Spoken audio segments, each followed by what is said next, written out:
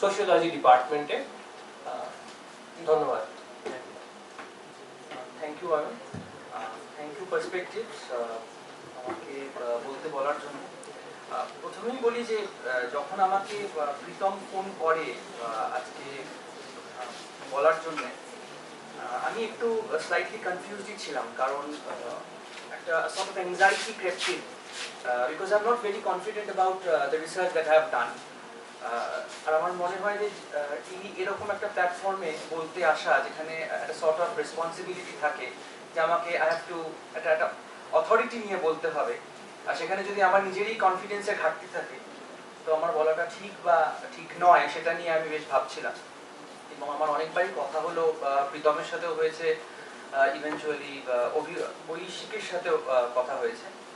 তো ঐশিক আমাকে বলছিল যদি পাবলিকেশন কিভাবে করে এই বিষয়টা নিয়ে বলতেছে। তো I am terrible at it, আমার পাবলিকেশন অত্যন্ত খারাপ। তো আমি ওকে বললাম আমি একেবারেই এই সাহস করে পাবলিকেশনস নিয়ে বলতে পারবো না।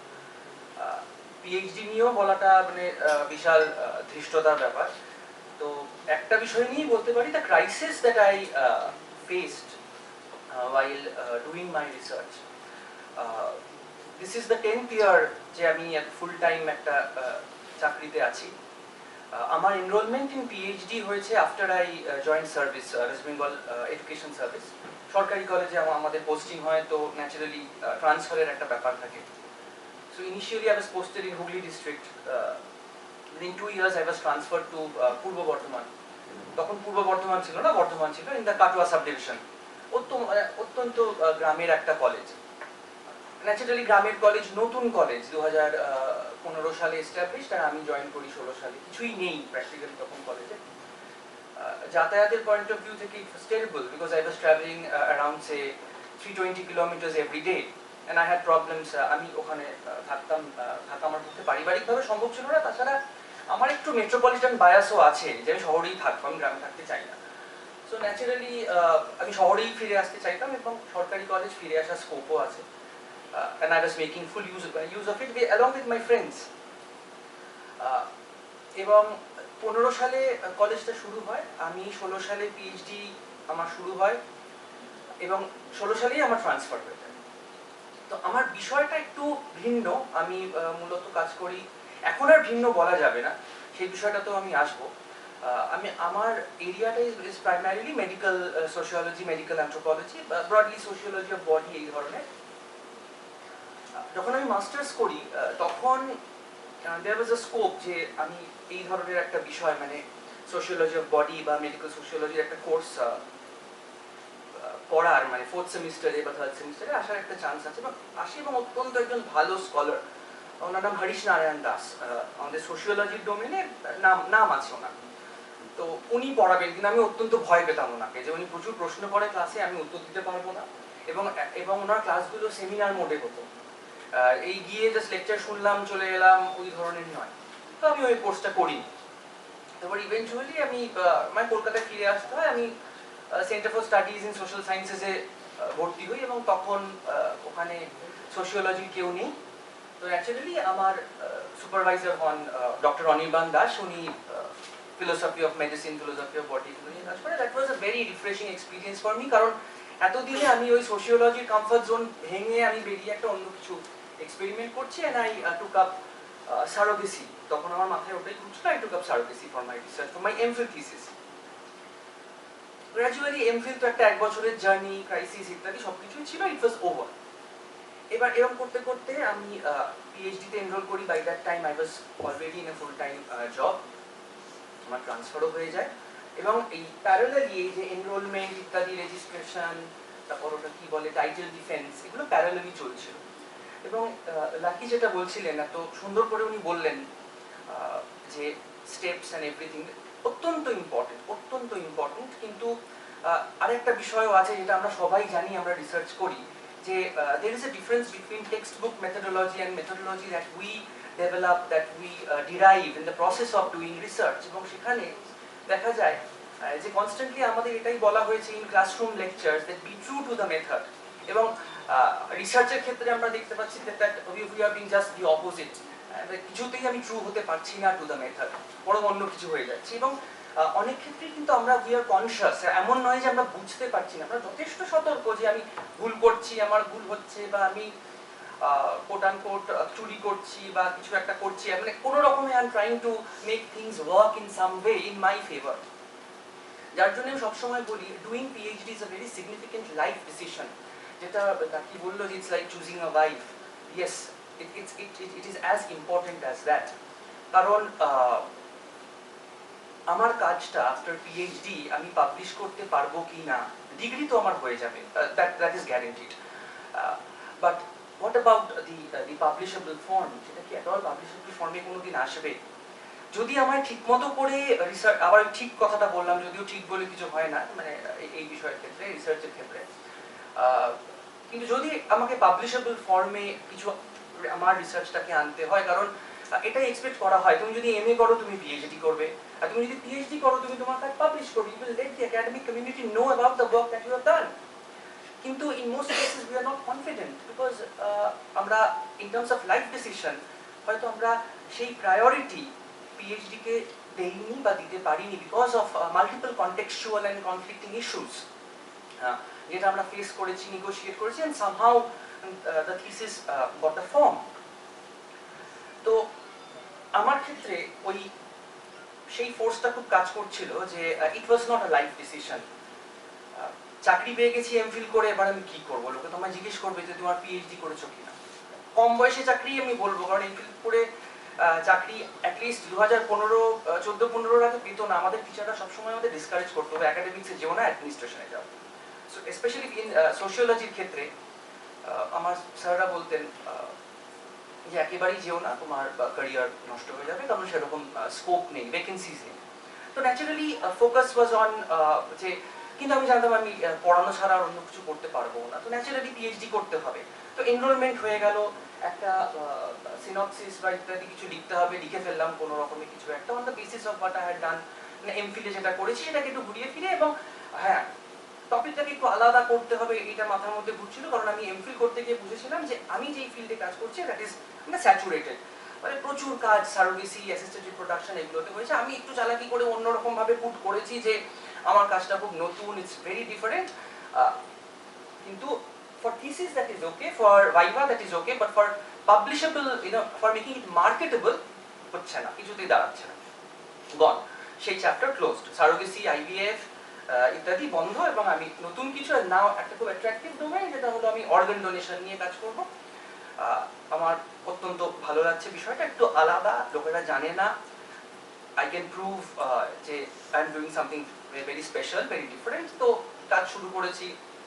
মজার ব্যাপার হলো when you work on something very different you are not asked too many questions। তো আমি দেখছি আমি ইন্টারভিউ বোর্ডেও যাচ্ছি, আমার একটু বেশি প্রশ্ন করছে না, it's very interesting, it's very interesting, সবাই বলছে ইন্টারেস্টিং, আর আমার খুব ভালো লাগছে, খুব ইন্টারেস্টিং, আমিও খুব ইন্টারেস্টেড এটা শুনে যে ইটস ইন্টারেস্টিং, কিন্তু কেউ আমার nobody is asking me questions. আমি রিয়েলাইজ করলাম যে ইন কোর্স অফ টাইম আমি কিন্তু গভীর, I mean deep soup, because it's very interesting, that is the point, it's interesting and that is why I am in deep soup, কারণ আর কোনো পথ আমি খুঁজে পাচ্ছি না আমি কি করবো। এবার 16 সালে তো রেজিস্ট্রেশন ইত্যাদি সব ডান, তারপরে আমি কি করবো, এখন এবার গ্রামের কলেজ নতুন খুলেছে, এবার আস্তে আস্তে তো ইয়ার্স গুলো বাড়ছে, প্রথম খালি একটা বছর আমি ঘুরে বেড়াচ্ছি, পিএইচডি করছি না, সবাইকে বলছি আমার যাতায়াত করতে হয়, যাতায়াত করতে হয়। সেকেন্ড ইয়ার ছেলে মেয়ে বাড়ছে, থার্ড ইয়ার ছেলে মেয়ে বাড়ছে, ফোর্থ ইয়ার এবার বলছে ন্যাক হবে, এবার বলছে ইউজিসি এটা রিকগনিশন দরকার, ছোট কলেজ, ফ্যাকাল্টি স্ট্রেংথ কম, ইনক্রিজিংলি আমি জড়িয়ে যাচ্ছি সব কাজের মধ্যে, কলেজে মোটামুটি কাজটা ভালোভাবে করছি বলে আরো জড়িয়ে যাচ্ছি, এবার আমি কি করবো? এই করতে করতে বিভিন্ন জায়গায় সেমিনার টেমিনারে যাচ্ছি না, সেখানেও আমি once again very interesting and very confident, দারুণ দারুণ কথা বলছি, চলে আসছি পেপার প্রেজেন্ট করে সার্টিফিকেট নিয়ে আবার গুছিয়ে ফাইলে রেখে দিচ্ছি, ভুলে যাচ্ছি সবকিছু।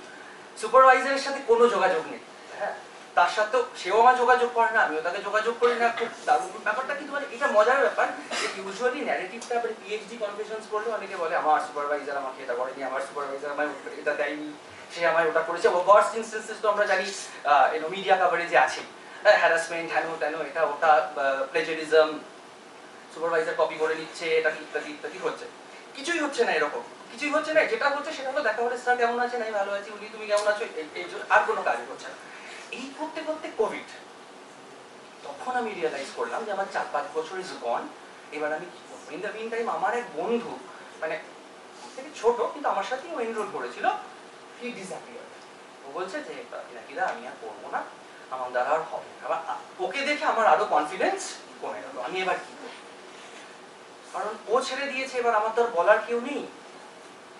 মানে বলার কেউ নেই মানে পিএইচডি ক্রাইসিসটা শেয়ার করার আর কেউ নেই। বাড়ির লোককে এইসব কথা তো বলা যায় না, হয় না এটা, হয় না এটা আমি বলছি, মানে কোনো একদম একটা আমি একটা ইউনিভার্সাল ল বানিয়ে দিলাম বলা যায় না সেটা না, কিন্তু আমার ক্ষেত্রে ইট ওয়াজ ভেরি ডিফিকাল্ট।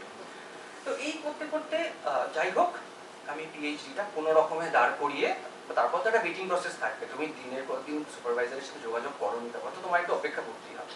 তো অপেক্ষা আমি আরো 2 বছর 3 বছর করলাম, করে আমার কোনো রকমে পিএইচডিটা উঠে গেল। এবং যেদিন ভাইভা দিয়ে আমি বাড়ি ফিরছি, এবার জাস্ট থিঙ্কিং যে কি হলো, কি হলো 15 থেকে 20 মিনিটের একটা ভাইভা, হ্যাঁ, যিনি once again মানে maybe I am deconstructing the structure too much probably, কিন্তু আমি যখন ভাইভা দিয়ে ফিরছি, যাদবপুর ইউনিভার্সিটির স্টুডেন্ট আমি, পিএইচডি ফিরছি, আমি কি হলো, থিসিস আমি লিখেছি খুব সুন্দর ভালো ফরম্যাটিং ইত্যাদি, ধর ব্রাদার্স সব কিছু হয়েছে, এর আউটকামটা কি।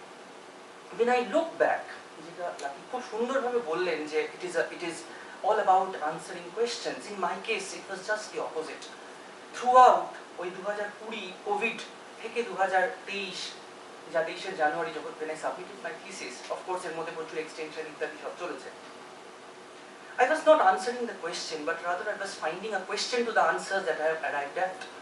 And this is a huge sense of crisis, কারণ টেক্সটবুক মেথোডোলজি যেটা আমি শিখে এসেছি, যে তোমাকে একটা প্রশ্ন তৈরি করছো তুমি, and you are searching that, you are trying to find out an answer to that, but when you put it in the form of a thesis, it is actually যেটা হচ্ছে কোনো সময় মনে হচ্ছে যে is it a rigged project, আমি একটা উত্তর পেয়েছি, ফিল্ডে গেছি, আমি জানিনি তা না, অবশ্যই ফিল্ডে গেছি, বিভিন্ন ধরনের ডোমেইনস আমি দেখেছি, I have looked at discourses, I have gone to the field, I have talked to people, ওগুলো ডিসকোর্সেস, বিভিন্ন ধরনের ম্যাটেরিয়ালস আমি দেখেছি, প্যামফ্লেটস ইত্যাদি, কারণ আমি একটু অর্গান ডোনেশন মুভমেন্টের উপরে ফোকাস করছিলাম, গণদর্পণ ইত্যাদি, আমি ওদের অর্গানাইজেশনে গেছি, টিএল খান রোডে কথা বলেছি, তখন ব্রজরায় ছিলেন, উনি আবার ইন দ্য প্রসেস উনি মারা গেলেন, একটা ওদের যে অথরিটি স্ট্রাকচার তার একটা পরিবর্তন হলো, এভরিথিং চলছে, কেন দীর্ঘদিন ধরে করছি আমি পিএইচডি, 7-8 ইয়ার্স, সব কিছুই হচ্ছে, এবং তো তথ্য আমার কাছে ছিল, I had information, I had material, and I had written about 300-350 pages of a thesis. কিন্তু যখন আমি ইন্ট্রোডাকশন লিখছি, পেছনে যাচ্ছি, আমরা তো ইউজুয়ালি ইন্ট্রোডাকশনটা পরে লিখি, তখন মনে হচ্ছে যে আমি যেই জায়গা থেকে প্রেমিস থেকে আমি শুরু করেছিলাম, সেই প্রেমিসে আমি পৌঁছতে পারছি না। তাহলে প্রেমিসে পৌঁছানোর একটাই উপায় হলো, যে তথ্য আমার কাছে আছে সেই তথ্যর নিরিখে একটা প্রশ্ন তৈরি করে দেওয়া, কারণ I have to bring it in a particular, মানে I have to give it a particular shape. এবার তোমরা বলবে যে স্যার আপনি যে বললেন লাইফ ডিসিশন, আলাদা আপনি অত্যন্ত ভুল লাইফ ডিসিশন নিয়েছেন, কারণ you have not conformed to the methodological canons of research, যে তোমার প্রশ্ন খুব সঠিক হতে হবে, যার জন্য বারে বারে আমরা যখনই ইন্টারভিউ বোর্ড ফেস করি, বারে বারে একটা প্রশ্ন করা হয়, what is your research question. আমাকে বারে বারে ফেস করতে হয়েছে এই প্রশ্নটা, যে ওয়ান লাইনার, সেটা মানে সেন্টারের শিবাজী বন্দ্যোপাধ্যায় থেকে শুরু করে বিভিন্ন মানুষ, বিভিন্ন বিখ্যাত মানুষ তারা একটা প্রশ্নই করেছেন, and I never had a single one liner, but that is what you are expected to come up with as a researcher. You have to be very crisp, you have to be very specific, you have to be to the point, hit the bullseye, কিন্তু সেটা কিছুতেই হচ্ছে না, and it did not happen. তো আমার ক্ষেত্রে এই entire প্রসেসটাই কিন্তু মানে ফুল অফ আনসার্টেনিটি, এবং যেটা কি বলছিলেন প্রত্যেকটা পয়েন্ট ইটস সো ইম্পর্টেন্ট। আমি কিন্তু আমি এটা বলবো না, আমি I am not trying to mean যে দিজ আর আননেসেসারি থিংস।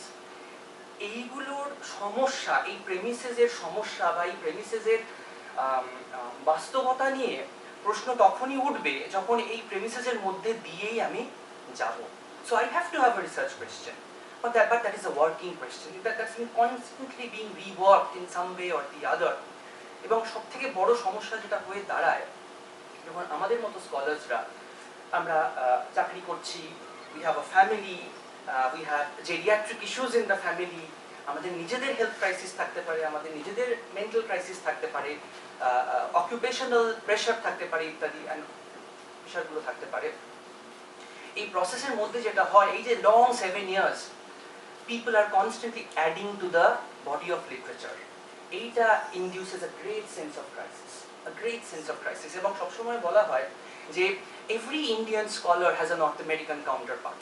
আমি যেটা বলে ভাবছি যে আমি এই বিষয় নিয়ে কাজ করছি, দিস ইজ সো ইউনিক, তোমার দেশেই এসে ফিল্ড ওয়ার্ক করে তোমার বিষয়ে কাজ করে ওরা পাবলিশ করে দেবে, তুমি কিচ্ছু করতে পারবে না, তুমি মাস মাইনে পাবে, মাস মাইনে নাও পেতে পারো, এখন সেই গ্যারেন্টিটাও নেই। লাকিলি আই গট থ্রু, মানে কোনো রকমের চাকরি পেয়ে গেছি, একটা বেঁচে গেছি, খুব সেলফিশ ভাবেই বলছি। তো এইটা কিন্তু একটা কনস্ট্যান্টলি এই নেগোসিয়েশনটা কিন্তু মারাত্মক। মানে আমি যখন যেই স্কলারদের লেখা আমি পড়ছি, ধরো 2016 সালে, 14-15 সালে, তারাই দেখছি 20 সালে 21 সালে আমি যে বিষয়গুলো ভেবেছিলাম কিন্তু আমি ভেবেই গেছি, আমি পাবলিশ করে উঠতে পারিনি, সেইগুলোর ওপর দারুণ ফিল্ড ওয়ার্ক করে তারা চলে গিয়ে তারা দারুণ বিশাল বিশাল বই পাবলিশ করে ফেলেছে, কিন্তু আমি কিছু করে উঠতে পারিনি ইন দ্য প্রসেস। এটা কিন্তু শুধু আমার ক্রাইসিস না, it doesn't point to the speciality of my case, but rather it points to a generality, যেটা অনেক ক্ষেত্রেই আমরা রিয়েলাইজ করি না, কারণ আমরা ওই পাবলিকেশন পয়েন্ট অফ ভিউ এগুলো অনেক সময় ভাবি না। মানে আমিও যেমন ভাবিনি, যার জন্য আমার চিন্তা ভাবনার বিষয়গুলো, মানে আমার যে আমি হয়তো যতটা অ্যাজিটেটেড হয়ে বলছি, অ্যাকচুয়ালি আমি যতটা অ্যাজিটেটেড নই আমার পিএইচডি ডিসিশনস নিয়ে, কারণ ঠিক আছে যেটা এরকমভাবে আছে আমার চলে যাচ্ছে ব্যাপারটা। তো আমি এটাই বলবো, এবং আমাকে ঐশিক বলেছিল স্পেসিফিক্যালি একটু পিএইচডি সুপারভাইজারদের কি করে অ্যাপ্রোচ করতে হয় ইত্যাদি, এগুলো না, মানে আমি জানি তোমাদের you all have your methods, আর এই ক্ষেত্রে নোবডি গোজ বাই দ্য ওই বিভিন্ন ধরনের কি বলে যারা প্রচুর এইসব পডকাস্ট করে ইত্যাদি করে না, বলে দেয় না এরম এরম ভাবে করো, কোচিং এর একটা কনসেপ্ট আছে, লাইফ কোচ, এই কোচ ওই কোচ, এগুলো আমরা ইউজুয়ালি খুব একটা কাজ করে না। আমরা সবাই জানি যে একটা অন্য পথও আছে, একটা স্ট্রেট পথ আছে, অনেকেই যায় সেটাতে, আবার একটা ঘোড়া পথও আছে, যে কিভাবে, যেমন আমি যখন এমফিল করে পিএইচডি করবো এটা ভাবছি, এবং আমার একটা জিনিস মনে হচ্ছিল যে এমফিলটা তো সোশ্যাল সায়েন্সেসে হলো, এবং আমি দু একটা ইন্টারভিউ বোর্ডে গিয়ে আমাকে কিছু লোক অদ্ভুত প্রশ্ন করলো যে তুমি সোশিওলজির লোক, তুমি সোশ্যাল সায়েন্স করেছো, এমফিল কি হবে, কিছু হবে না। তো আমি একটু ভয় পেয়ে গেলাম, আমি মধ্যবিত্ত বাড়ির ছেলে, আমার চাকরি পেতে হবে বাবা, আমি আমার সোশ্যাল সায়েন্স করে আমার লাভ নেই, অনেক ফোকোদেরিতা পড়েছি সেন্টারে, এবার আমি অন্য কিছু করবো, আমার চাকরি দরকার। তো এবার আমি যাদবপুরে ঢুকবো বাবা, আমার যেখানে আমি ওই ডিসিপ্লিনারি আমব্রেলার মধ্যে সেফলি আমি আছি, ডিপার্টমেন্ট অফ সোশিওলজি, আমার পক্ষে আবার ফেরত জেএনইউ ফেরত যাওয়া সম্ভব নয়, হয়ে গেল। তো ঢুকে তো আমি গেলাম, কিন্তু এই যে প্রসেসটা, এই যে একটা জায়গায় ঢোকা এবং অ্যাপ্রোচ করা কাউকে, তো আমি যখন অ্যাপ্রোচ করেছি যাদবপুরে, তখন আমাকে স্যার বলেছিলেন দেখো I am merely a sounding board, আমি কিন্তু খুব বেশি তোমায় কিছু করতে পারবো না। আমি ঠিক আছে, আই নিউ অ্যাবাউট দ্যাট, যে খুব বেশি অনেক সময় না আমরা অনেক বেশি এক্সপেকটেশনও রাখি সুপারভাইজারের কাছে, সেটাও কিন্তু ঠিক নয়। এবার আমাদের এক স্যার বলতেন যে এমফিলে তোমাকে হয়তো ধরে নিয়ে যাবে, কিন্তু at the PhD level they will point, মানে ফিঙ্গার্স পয়েন্ট করে দেখাবে, এবার তুমি যাবে, এবার কোন পথে যাবে কিভাবে যাবে তুমি যাবে, তারপর দেখবে তুমি যখন পৌঁছেছো উনি আর পয়েন্ট করে নেই, ইজ গন। তো এই এরকম ভাবেই থিংস ওয়ার্ক। তো এই আমি এর সেন্টার এবং এখানে ঢোকা এমফিল পিএইচডির মাঝামাঝি আমি বিভিন্ন জায়গায় আমি চেষ্টা করছিলাম, যে চেষ্টা করে দেখি, একবার আইআইটিতে দেখি, আইআইটি দিল্লি, একবার ভাবছিলাম যে দিল্লি স্কুল অফ ইকোনমিক্সে সোশিওলজি ডিপার্টমেন্ট অত্যন্ত ভালো, জেএনইউ ভালো, আমি কথা বলছিলাম সবার সাথে। বিভিন্ন মানুষের বিভিন্ন কিন্তু মানে এক্সপেকটেশন, তারা বিভিন্ন জিনিস চায় প্রসপেক্টিভ রিসার্চ ক্যান্ডিডেটসের কাছ থেকে। কেউ আমায় বলছে তুমি এমফিলে কি কি কোর্স করেছো তার লিস্ট পাঠাও, কেউ আমায় বলছে যে তুমি কি পাবলিকেশন করেছো পাঠাও, কেউ মোটামুটি দেখছি একটু কথা শুনেই সে রাজি হয়ে যাচ্ছে যে না তোমার টপিকটা খুব ইন্টারেস্টিং, তুমি চলে আসো। এবার হঠাৎ করে সে দেখি একদিনে মেলও করে দিচ্ছে যে আমি জার্মানি যাচ্ছি এই বিষয় নিয়ে রিসার্চ করতে, তুমি কি আমার সাথে যাবে, হ্যাঁ এরকম, মানে খুব খুব ফাস্ট। এবার আমার পক্ষে অত তাড়াতাড়ি করা সম্ভব না কোনো কিছু, কারণ আমি খুব স্লো করছি। তো এরকম করতে করতে যাই হোক আমি পিএইচডি ঢুকে পড়ি। তো সেটাই ঐশিককে এটাই বলবো যে it's important that we have a once again a methodology for how to approach and কিভাবে কথা বলবো, প্রপোজাল রেডি করব, পাঠাবো। But I think every individual has his or her own methodology. I am somebody who is very much in favor of methodological eclecticism. Our situation will create my methodology. তার মানে এটা নয় যে I want be able to justify এটা, অবশ্যই আমাকে এটা justify করতে হবে, কারণ আমাকে একটা একাডেমিক সিনারিও মানে there is a gate keeping going on constantly. Sociologist হলে তোমার জিজ্ঞেস করবে মানে কতটা সোশিওলজিক্যাল, হিস্ট্রির লোক হলে তোমার জিজ্ঞেস করবে এটা কি হিস্ট্রির গবেষণা হলো নাকি অন্য কিছু হয়ে গেল। তো এই পয়েন্টটা কিন্তু তোমাদের প্রুভ করতেই হবে, that is the biggest challenge, not only while you are defending your thesis but also চাকরির ক্ষেত্রে।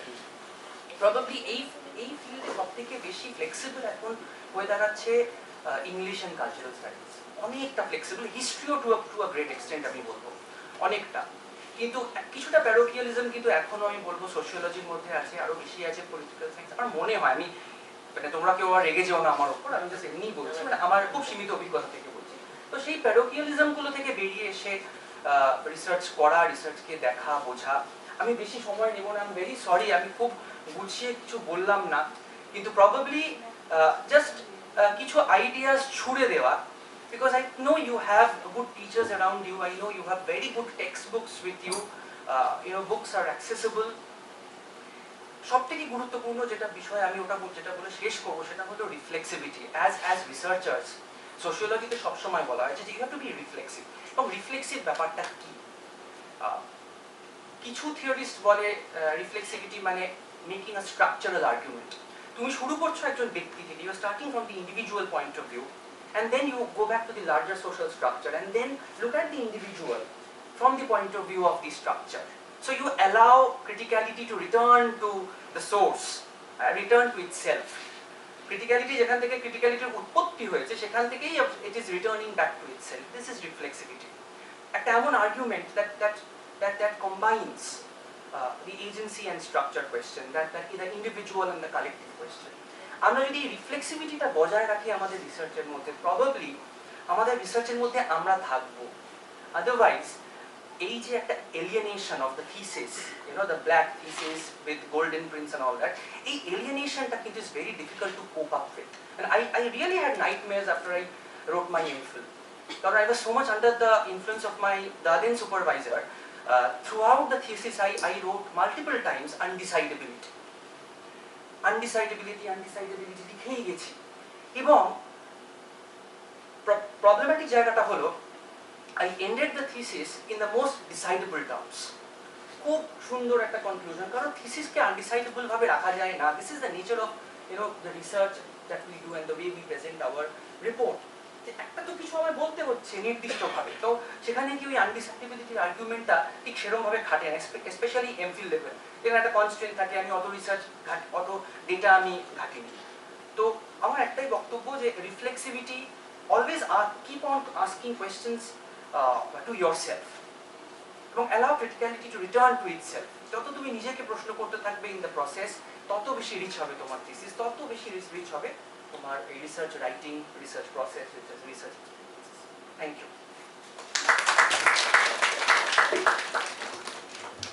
ধন্যবাদ পিনাকিদা। পিনাকিদা যেটা বললেন আর কি, সেটা একেবারে গ্রাউন্ড রিয়ালিটি। মানে হয়তো আমরা যারা সবাই পিএইচডি জার্নির মধ্যে আছি